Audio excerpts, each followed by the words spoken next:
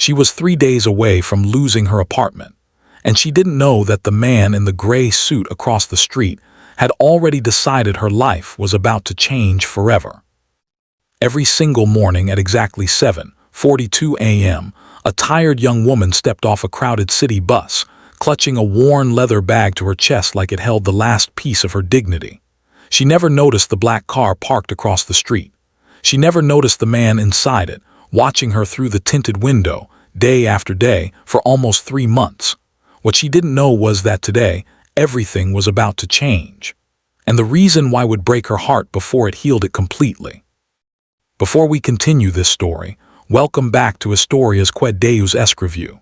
If stories about hope, second chances, and the quiet miracles that happen in ordinary lives touch your heart, please take a moment to subscribe to our channel so you never miss another one. Give this video a like, share it with someone who needs a little hope today, and leave a comment telling us if you still believe in kindness, humanity, and second chances, because this story is proof that they still exist. Now let's continue. Her name was Elena Marks, 29 years old, with tired brown eyes that still held a flicker of warmth despite everything life had thrown at her. She had long dark hair, usually pulled back into a simple low bun because she didn't have time for anything more, and she wore the same navy blazer and pencil skirt combination 3 times a week, rotating a single white blouse that she washed by hand every night in her small apartment sink. Her shoes were scuffed at the toes, but she polished them anyway, because appearances mattered when you worked the front desk of a company that didn't know your name was Elena to them. You were just the receptionist.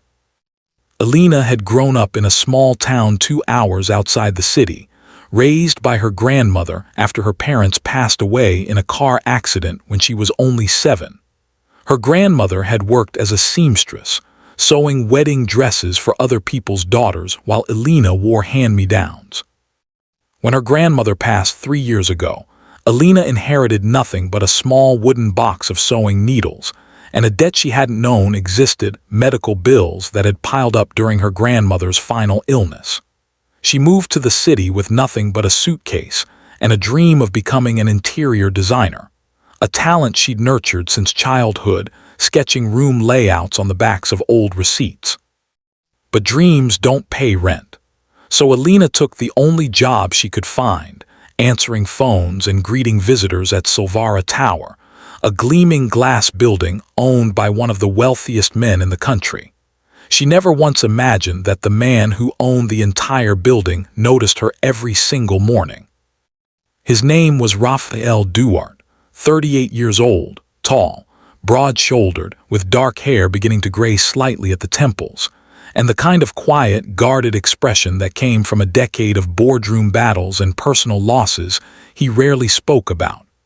He wore tailored charcoal suits that cost more than Elena's entire monthly salary, but underneath the expensive fabric was a man who felt hollow.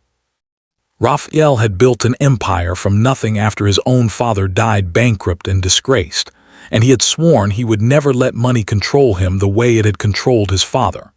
Yet here he was, sitting in the back of his car every morning, not checking stock reports, not answering emails, watching a woman he had never spoken to step off a bus with quiet dignity despite the exhaustion etched into her face. It started 3 months earlier, purely by accident. Rafael's driver had taken a different route due to construction, and through the window he saw her, a young woman standing at the bus stop in the rain without an umbrella, her leather bag pressed against her chest to keep the water off what looked like sketchbooks. She hadn't complained. She hadn't looked miserable. She had simply lifted her chin, closed her eyes for a brief moment as if gathering strength, and walked forward into the storm like it was just another obstacle to endure. Something about that moment cracked something open in Rafael that he thought had long since calcified. He began asking his driver to take that route every morning, telling himself it was simply more efficient, though both of them knew that was a lie. He watched her rain or shine, curious about who she was, until one day he asked his assistant to discreetly find out her name. That's when he learned Elena Marks worked at the front desk of his own building, the tower he had walked through 100 times without ever truly looking at the people who kept it running. What Raphael didn't know was that Alina was drowning.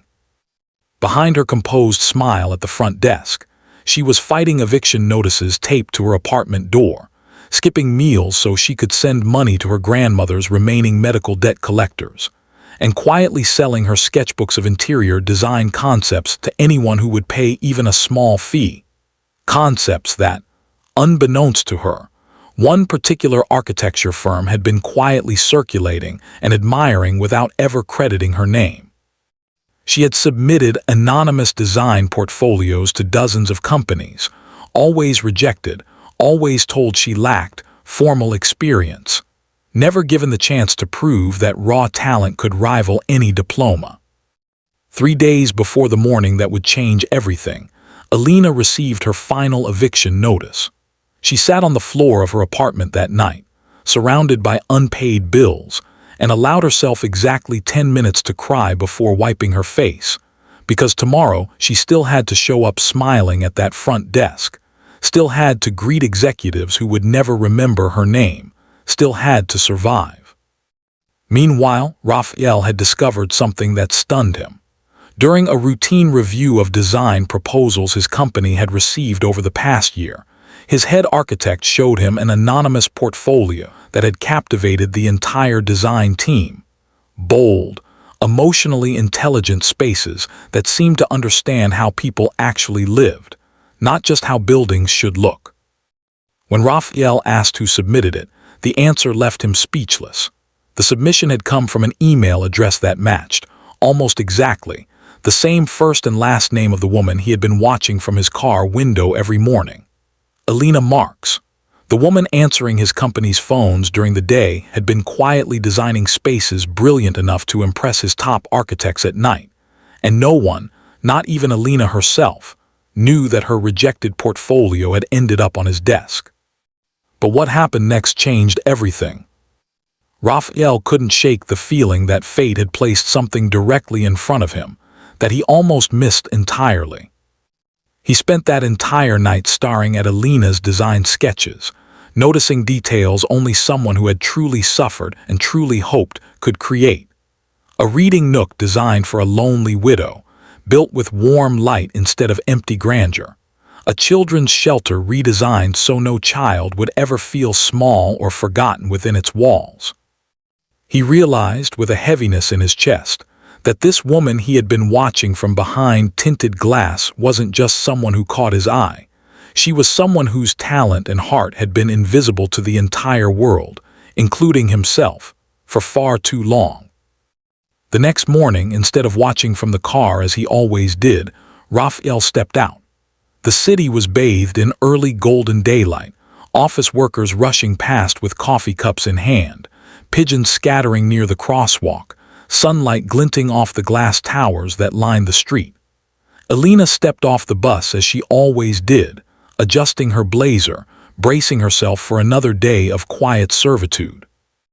And there he was, Raphael Duarte, the man whose name was on the building she worked in every day, standing directly in front of her with an expression she had never seen on an executive's face before. Not authority, not impatience, but something raw and almost nervous. He said her name, and the sound of it from his mouth stunned her into stillness. He told her he needed to talk to her about the portfolio she had submitted 6 months earlier. Her heart dropped into her stomach. Panic flooded her chest. Had she done something wrong? Was she about to be fired for submitting outside work? Her mind raced through every worst-case scenario as commuters flowed around them on the sidewalk, indifferent to the moment that was about to redefine her entire life. But then Raphael told her it was brilliant, that it was the best design work his team had seen in 5 years, and that he had no idea until 3 days ago that the woman who created it was the same woman greeting him every morning at his own front desk. Tears welled in Alina's eyes before she could stop them. 3 months of exhaustion, grief, and quiet desperation rising to the surface all at once. She had spent years believing her talent didn't matter, that dreams were a luxury reserved for people who didn't have eviction notices taped to their doors. And now, standing on a sunlit sidewalk with the morning crowd rushing past, a man was telling her that her work, the work she created in stolen hours after exhausting shifts, fueled by grief and hope in equal measure, had been seen, truly seen, for the first time in her life. Raphael's voice softened as he continued, admitting something he hadn't planned to say out loud, that he had noticed her long before the portfolio, that something about her quiet strength during that rainstorm months ago had stayed with him in a way he couldn't fully explain, that watching her arrive every day with dignity despite clearly carrying invisible burdens had reminded him of his own mother, who had worked 3 jobs after his father's disgrace and never once complained. He told her that he wasn't offering her charity. He was offering her a position leading a new design division at his company, a role she had earned through her own talent, one that came with a salary that would finally let her breathe, and an opportunity to build the kind of spaces she had always dreamed of creating for people who needed comfort and beauty most. Alina stood frozen for a long moment, the golden morning light catching the tears sliding down her cheeks, disbelief and hope warring inside her chest. She thought of her grandmother, of the sewing needles in that small wooden box, of every rejection letter she had received, of every night she had cried quietly so her neighbors wouldn't hear through the thin apartment walls. And in that moment, she allowed herself, for the first time in years, to believe that maybe her grandmother's quiet faith, that good things eventually found their way to good hearts, had not been naive after all. Within weeks, Alina's life transformed in ways she never could have imagined. She moved out of the apartment with the eviction notices, not into a mansion, not into unearned luxury, but into a modest, sunlit space of her own choosing, because Raphael understood, perhaps better than anyone, that dignity mattered more to her than extravagance. She led her first project within 2 months, redesigning a shelter for women rebuilding their lives after hardship, pouring every ounce of her own story into every wall, every window, every warm corner designed to make broken people feel whole again. And though the story between Alina and Raphael grew into something quietly beautiful over the following months, built slowly on mutual respect rather than sudden romance, the truest miracle wasn't the love that eventually bloomed between them.